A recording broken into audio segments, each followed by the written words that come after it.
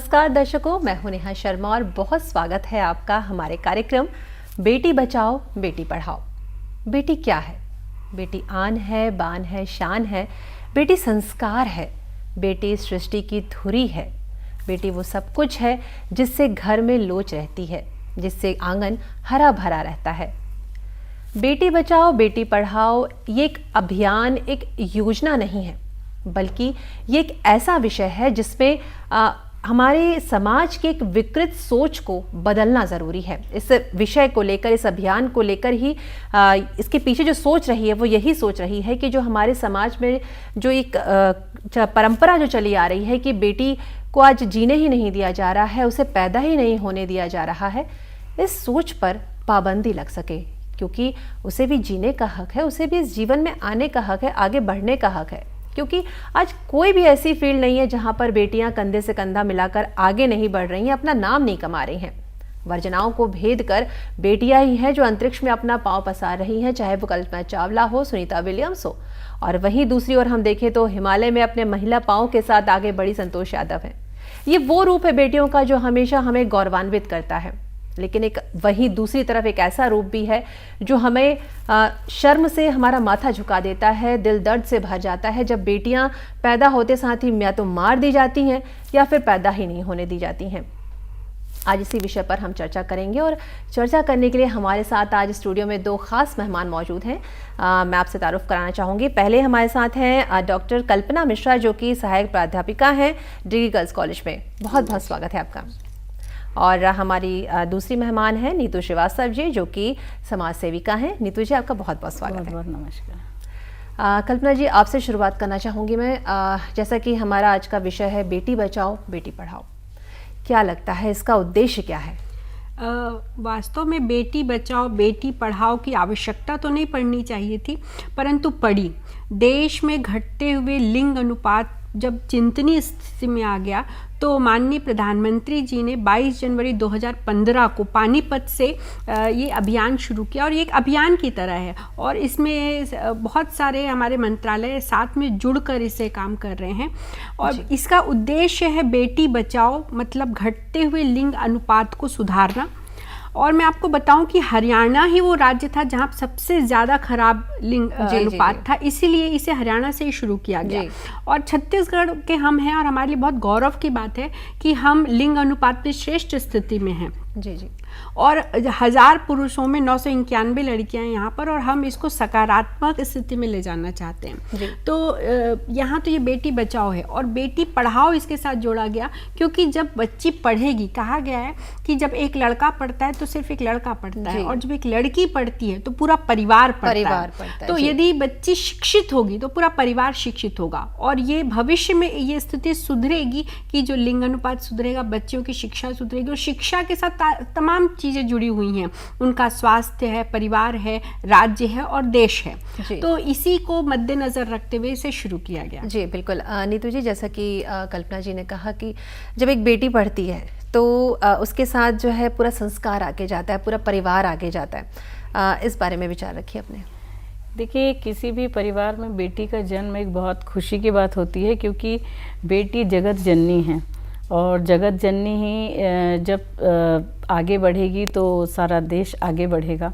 और बेटी आगे बढ़ेगी और बेटी की वजह से समाज आगे बढ़ेगा। बेटी दो परिवारों को लेकर चलेंगी, और कहीं ना कहीं बेटी शिक्षित होगी तो एक परिवार शिक्षित होगा, और एक परिवार शिक्षित होगा तो आगे जाके समाज शिक्षित होगा, देश शिक्षित होगा, और इसी तरह बेटी आगे बढ़ती जाएगी और अच्छे अच्छे मुकाम हासिल करेगी। जी जी बिल्कुल, ये बहुत ज़रूरी, आपने बहुत एक अहम बात कही कल्पना जी कि बेटा जब पढ़ता है तो वो सिर्फ अपने लिए ही पढ़ रहा है, लेकिन बेटी को संस्कार आगे बढ़ाकर लेके जाना होता है, क्योंकि वो सिर्फ एक घर में नहीं सीमित होती है, उसको 2 कुलों का अपने पर कंधों पे बोझ लेकर चलना होता है उसको। एक जैसे कि हम देख रहे हैं कि आपने कहा कि अभी छत्तीसगढ़ में तो काफ़ी अच्छा स्तर हो गया है बालिकाओं का भी, लेकिन फिर भी क्या लगता है आपको, जब ये योजना, ये अभियान जो चालू किया गया, तो क्या वाकई में इसका एक पॉजिटिव रिजल्ट हमको देखने मिला है? बिल्कुल नेहा जी, अभी आप देखिए जो नए आंकड़े आए हैं उसमें लिंग अनुपात सुधरते जा रहे हैं। हरियाणा में भी सुधार हुआ है, पंजाब में भी सुधार हुआ है, और सभी राज्यों में देश का जो ओवरऑल भी लिंग अनुपात सेक्स रेशियो इम्प्रूव हुआ है। और इसके साथ में आप देखिए कि भारत एक ऐसा राष्ट्र है जहाँ पर 2 महिला राष्ट्रपति रह चुकी हैं। अभी हाल ही में छत्तीसगढ़ में हमारी जो राज्यपाल थी अनुसुईया उइके जी, वो भी महिला थी। तो यहाँ पर इतने ऊपर पदों पर महिलाएं जो सुशोभित हैं, वो कहीं ना कहीं देश में एक संदेश जाता है। जब गणतंत्र दिवस की परेड इस बार हमने देखी तो लगभग सभी विंग्स में, चाहे वो मिलिट्री हो, आर्मी हो या सांस्कृतिक हो या कोई भी स्टेट हो, उसमें जो थे उसको लीड महिलाएं ही कर रही थी। तो ये इसी शायद बेटी बचाओ बेटी पढ़ाओ का ही परिणाम है कि देश में लगभग हर जगह महिलाएं जो हैं वो आगे बढ़ रही हैं, नए नए मुकाम हासिल कर रही हैं। और इससे समाज में, क्योंकि आप देखिए ये सिर्फ कानून का मुद्दा नहीं है, सिर्फ संविधान का मुद्दा नहीं, उसमें तो हमने सब सही कर दिया। ये एक सामाजिक सोच की बात है जिसे सुधारना है, और ये तभी सुधरेगा जब हम बातें कम और काम ज्यादा करेंगे। जी, आपको रोकना चाहूँगी नीतू जी, जैसे कि कल्पना जी ने कहा कि ये एक सामाजिक मुद्दा है। ठीक है, हमने व्यवस्थाएं बनाई हैं, हमने योजनाएं बनाई हैं, लेकिन ये सामाजिक मुद्दा है। ये एक प्रकृति की ओर देखते हुए, एक समाज की ओर देखते हुए या उसकी जिम्मेदारी को देखते हुए आप कैसे देखते हैं इसको? देखिए, जो जिस प्रकार से एक प्रकृति होती है वो जितनी हरी भरी होती है उतना ही समाज सुंदर दिखता है, देश सुंदर दिखता है। उसी प्रकार बेटियां होती हैं, और बेटियां एक प्रकार से जितनी खुश होंगी, जितनी बेटियां आगे बढ़ेंगी तो समाज उतना ही खूबसूरत दिखेगा।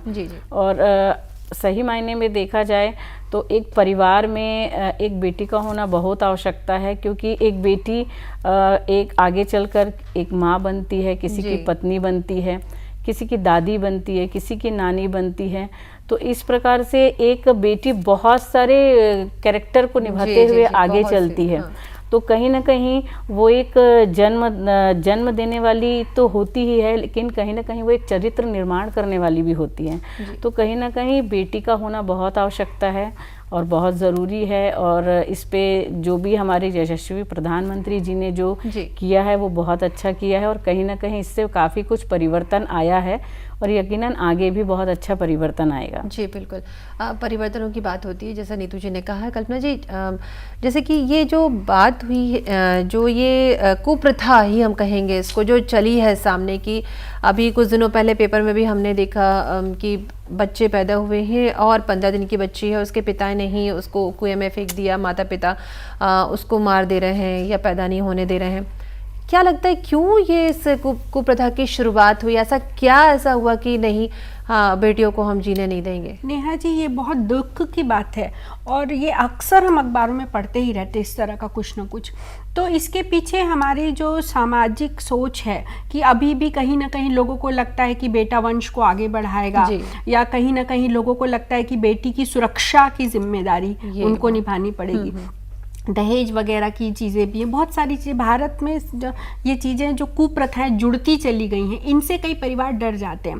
पर आप देखिए कि अगर बच्ची शिक्षित है, और सबसे बड़ी बात, सुरक्षा की जिम्मेदारी सबसे पहले परिवार में माता पिता की है। तो माता पिता को बच्चों को सिर्फ पुस्तकें पढ़ना नहीं, लड़कियों को स्पेशली मैं कहूँगी सेल्फ डिफेंस कि आत्म सुरक्षा के गुर स्कूलों में, विशेष रूप से कन्या महाविद्यालयों में बिल्कुल कंपलसरी कर दिए जाने चाहिए। और अगर नहीं हो रहा तब तक माता पिता स्वयं से कहीं से ट्रेनर अरेंज करें, क्योंकि आत्मरक्षा अगर करना लड़कियां सीख जाएंगी तो वो बिल्कुल नहीं डरेंगी, बिल्कुल नहीं झिझकेंगी, और आधी रात को भी अपना काम करने के लिए वो निकल पाएंगी। दूसरा, दहेज प्रथा पे भी इतनी कार्रवाई हो रही है, तो ये लड़कों को भी जितना हम लड़कियों को सिखा रहे हैं उतना ही लड़कों को भी सिखाने की जरूरत है कि वे एक अच्छी लड़की के अगर चाह रहे हैं तो उन्हें दहेज को ना कहना चाहिए।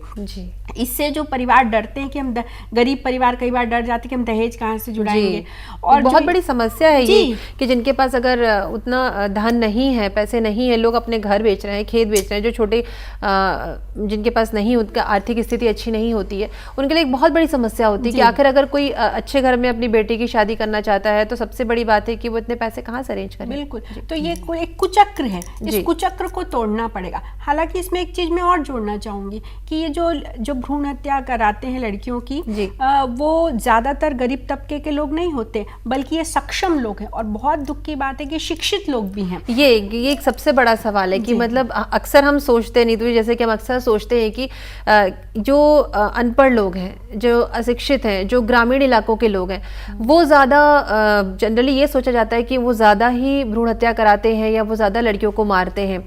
तो आप इसको कैसे देखेंगे कि क्या वाकई में अशिक्षित लोग ही ये काम ज़्यादा कर रहे हैं? नहीं, इस जगह मैं ये कहना चाहूँगी कि देखिए, ये जो भ्रूण हत्या है ये शिक्षित या अशिक्षित को हम नहीं कह सकते। जो अशिक्षित होता है वो कहीं ना कहीं बहुत से काम मजबूरी में कर लेता है जी। लेकिन शिक्षित व्यक्ति तो सब कुछ जानता है।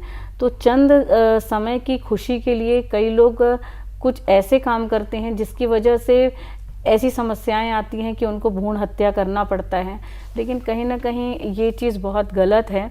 और अगर मैं ये कहना चाहूँगी कि अगर आप किसी बच्चे को नहीं रखना चाहते हैं तो या तो उसे आने मत दीजिए, और अगर वो आया है तो आप उसकी हत्या ना करिए। क्योंकि आप एक बार कल्पना करके देखिए कि आप एक बार आंख बंद करके देखिए और आप सोचिए, एक बच्चा जो अभी जन्म भी नहीं लिया, जी जी जी जिसके अंग भी नहीं बने, उसको आप खराब करेंगे। जी जी जी ये अपने आप में अमानवीय बहुत है, अमानवीय बात हो जाती है कि अच्छा, इसी सोच को हमको आगे बताना है, लोगों को समझाना है कि आखिर आप सिर्फ ये जनरली सोचा जाता है, या मेरे ख्याल से अच्छे डॉक्टर्स ये काम करते हैं। हालांकि अभी इलीगल हो गया है, लेकिन एक टाइम पे ये धड़ल्ले से होता था और पता नहीं चलता था। वो इस तरीके से शायद पेशेंट्स को या उनके पेशेंट तो कहना गलत होगा, माताओं को तो मेरे ख्याल से पता भी नहीं होता है, कई माताओं को, कि उनकी भ्रूण हत्या होने वाली है। ये बातें सिर्फ पिता या उनके ग्रैंड पेरेंट्स हैं, जो ससुराल वाले हैं, उन लोग तक ही ये बातें सीमित होती हैं। तो ये किस तरह से इसको समाज में अवेयर करना चाहिए, समझाना चाहिए कि ये भ्रूण हत्या भी एक आप जीव हत्या ही कर रहे हैं। ये एक आसान प्रोसेस नहीं है कोई। देखिए, लड़कियों के लिए जब तक जीना इजी नहीं होगा और लड़कियां जब तक आगे संघर्ष खुद करके नहीं बढ़ेंगी, तब तक वो दिक्कत है। आप देखिए, हरियाणा में ही जहाँ सबसे ज़्यादा भ्रूण हत्या हुआ करती थी, वहीं से सबसे ज़्यादा खिलाड़ी बाहर निकल कर आ रही है, और वो भी लड़कियां निकल कर आ रही है। चाहे वो बॉक्सिंग हो, चाहे वो वेट लिफ्टिंग हो, चाहे वो शूटिंग हो। आप देखिए, 2 दादियाँ थी, चंदो तोमर, और है ना जी, फिल्म भी बनी है उनके ऊपर। तो वो एक आप देखिए कि एक पूरी जनरेशन ने चेंज कर दिया। जब एक दादी बाहर निकल कर जाती है अपनी पोतियों के लिए, तो ये हरियाणा में नहीं, पूरे देश में एक मैसेज जाता है। आप देख लीजिए कि कोई भी हमारे यहाँ पे पहले पुरुष खेल को बहुत महत्व दिया जाता था, अब लड़कियां भी, चाहे वो हम पीवी सिंधु जी को आप देख लीजिए, चाहे सानिया मिर्जा जी को देख लीजिए, साइना नेहवाल जी को देख लीजिए, और अभी लगातार इतने सारे मेडल्स लड़कियां लेकर आई। इंडियन क्रिकेट टीम भी जीत कर आई है, फीमेल क्रिकेट टीम। तो ये जो लड़कियां अब जूझ रही हैं, संघर्ष कर रही हैं, उनके माता पिता उनको आगे बढ़ने में सहयोग कर रहे हैं, वो धीरे धीरे समाज की मानसिकता में परिवर्तन आता जा रहा है। और अब लड़कियों के जन्म पर इतनी योजनाएं हैं, लड़की के जन्म पर शुभकामनाएं दी जाती है, उनको कुछ राशि प्रदान की जाती है। सोच जो है काफी बदली है। यहाँ पे मैं आपको थोड़ा सा रोकना चाहूंगी जी जी अभी, क्योंकि वक्त तो चला एक छोटे से ब्रेक का। ब्रेक के बाद हम फिर इस विषय पर चर्चा करेंगे।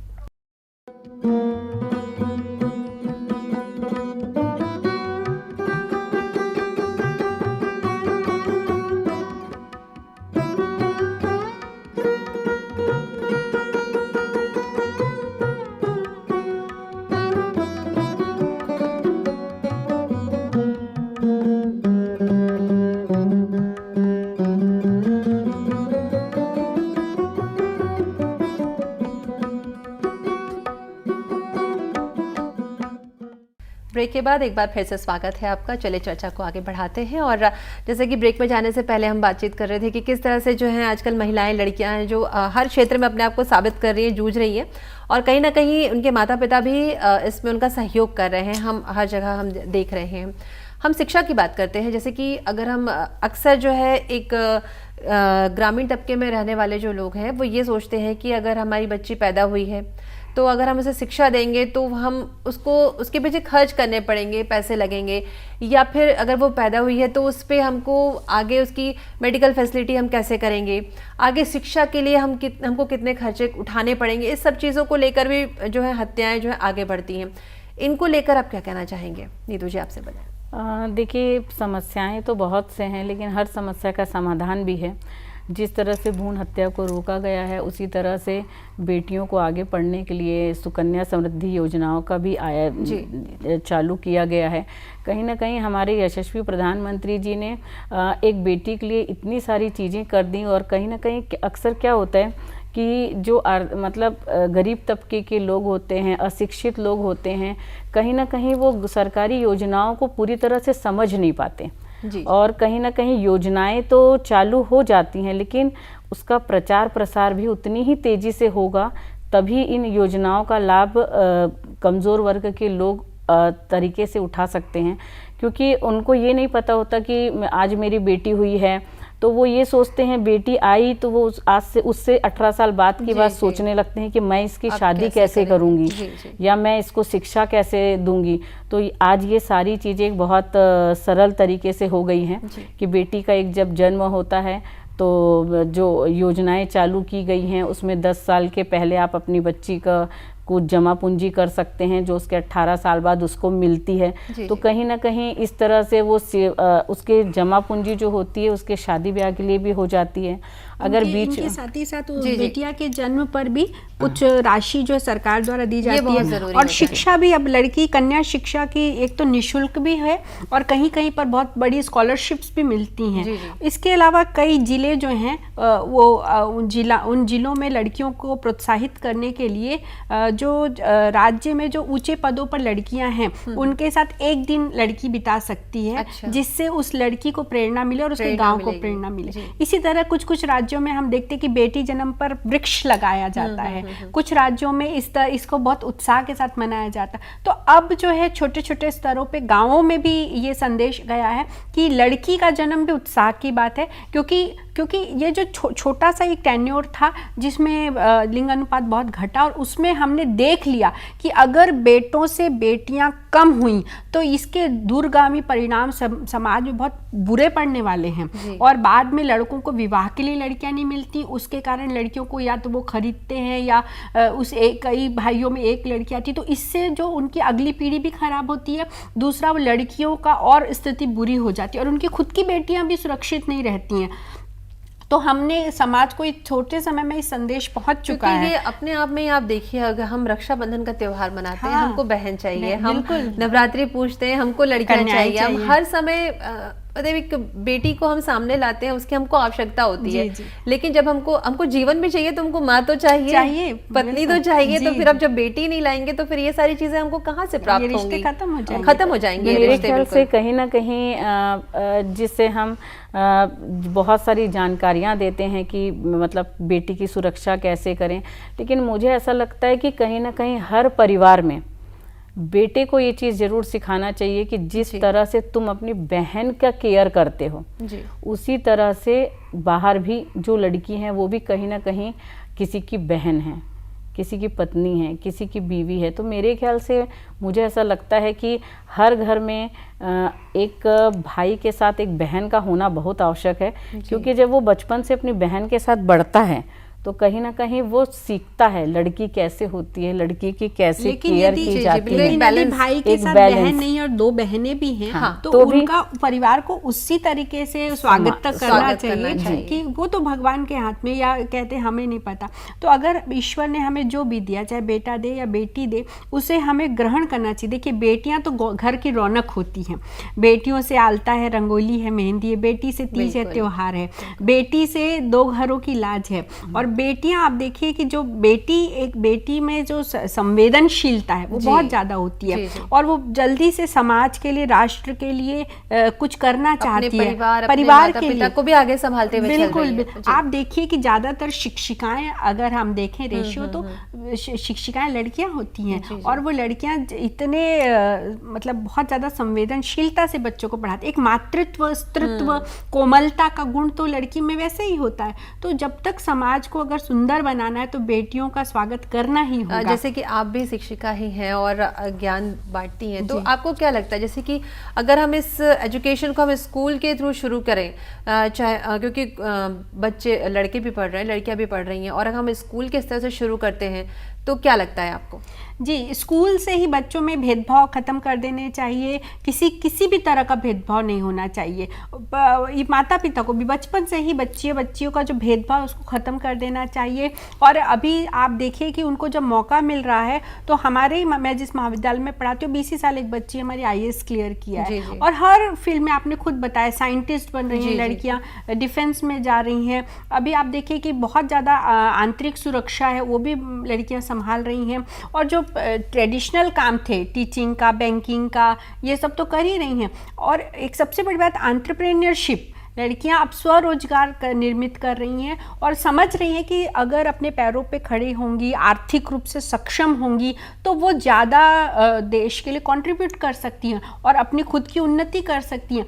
ये एक्चुअली देखा जाए तो सिर्फ कागजों पन्नों में ही हमें बेटी के जन्म के लिए प्रोत्साहन नहीं देना होगा। हमें अगल बगल जहाँ भी बच्चियाँ दिख रही हैं, अगर हमें कहीं दिख रहा है कि कोई लड़की के साथ छेड़छाड़ हो रही है तो हमें ये बिल्कुल नहीं सोचना है कि पुलिस आए तब कुछ एक्शन ले या ये किसी ऐसा करके हम निकल जाए। हमें तुरंत रुक के उनका सहयोग करना चाहिए, उस लड़की को घर तक छोड़ना चाहिए और उन लड़कों को सजा दिलाना चाहिए। अभी तो इतने कैमरे लग चुके हैं शहर में भी हर जगह, तो एक्शन लिया जाना चाहिए। सुरक्षा मेरे ख्याल से बहुत जरूरी है।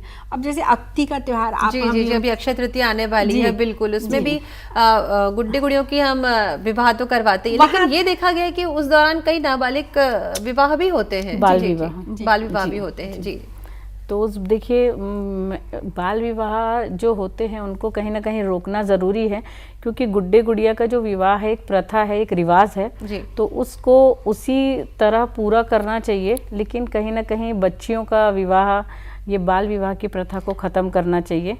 और क्योंकि अक्ति के अगले दिन हम अखबारों में पढ़ते हैं कि कल इतने केस पकड़ाए और इतने इतने गांवों में इतने छोटी छोटी बच्चियों का विवाह हुआ।